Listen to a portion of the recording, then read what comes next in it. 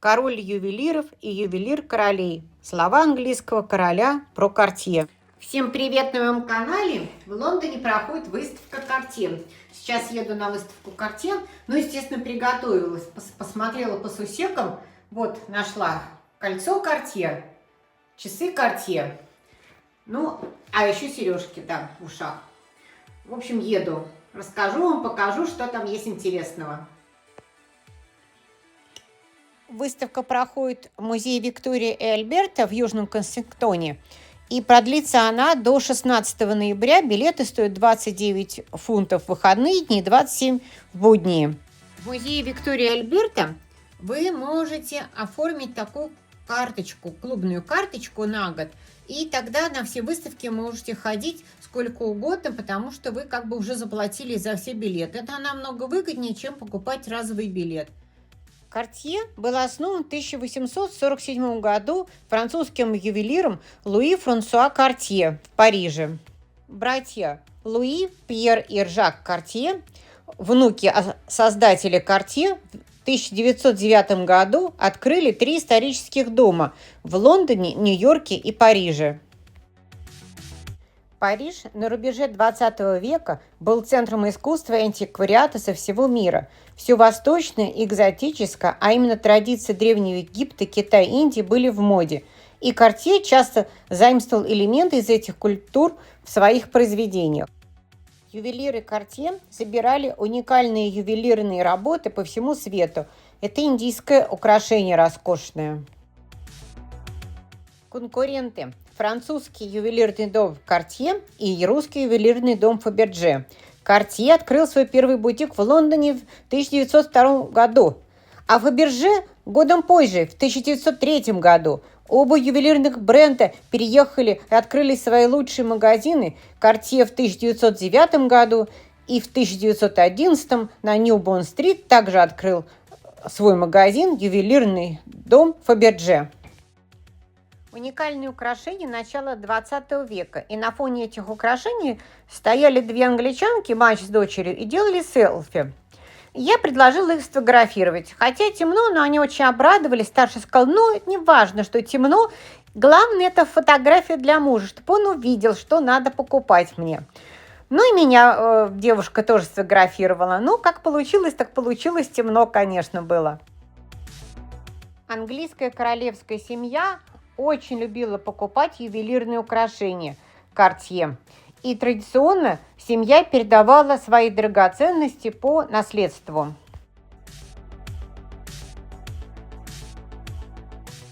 Королева Елизавета в тиаре Cartier. Принцесса Диана в тиаре Cartier на своей свадьбе. И, конечно же, принцесса Кейт Миддлтон тоже в тиаре Cartier на своей свадьбе в 2011 году.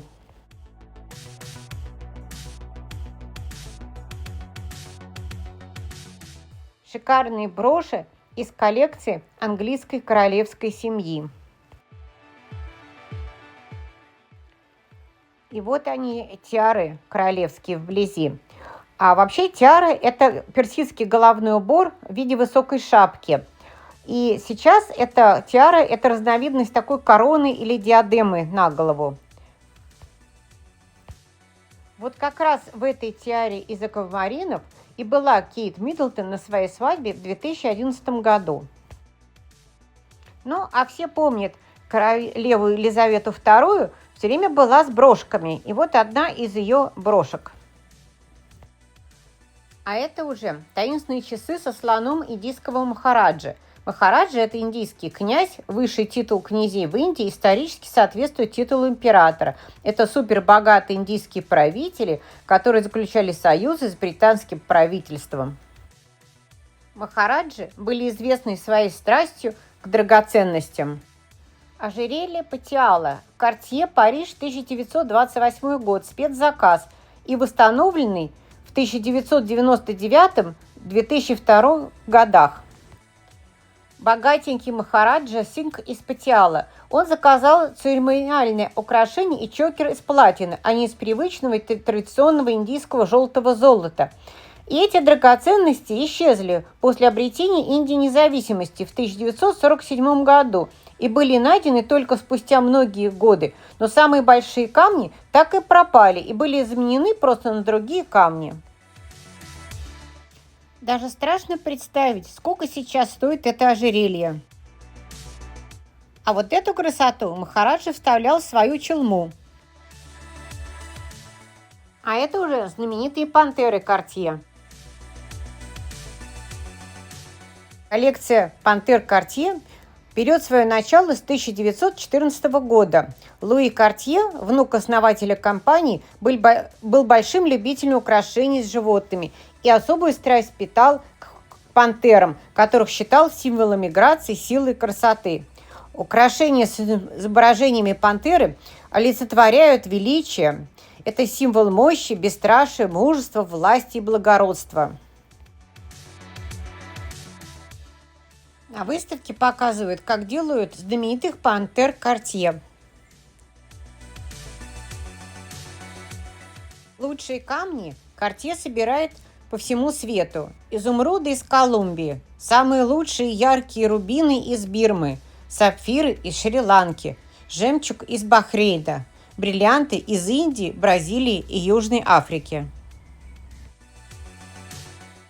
Картье являются, пожалуй, одной из самых известных фирм в мире. Часы Картье стали символом изысканности, гламура и статуса. Ну, а это уже очень необычные часики.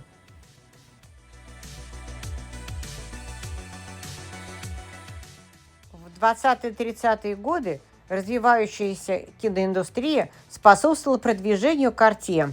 Кинозвезды заменили собой высшее общество. Актриса Грейс Келли была уже очень известной актрисой, когда она обручилась с принцем Монако. И последний фильм, как раз с ее участием, под названием «Высшее общество». И именно на этой съемочной площадке Грейс Келли носила уже кольцо Картье, подаренное принцем, которое сейчас представлено на выставке. А это украшение большой любительницы ювелирных украшений актрисы Элизабет Тейлор. Ну, просто очень шикарная выставка Картье в музее Виктории и Альберта. Более 350 ювелирных изделий. Даже сложно себе представить, сколько может стоить вся эта красота и все это великолепие. Ну и напоследок роскошный зал с тиарами, которые так любимы английской королевской семьей.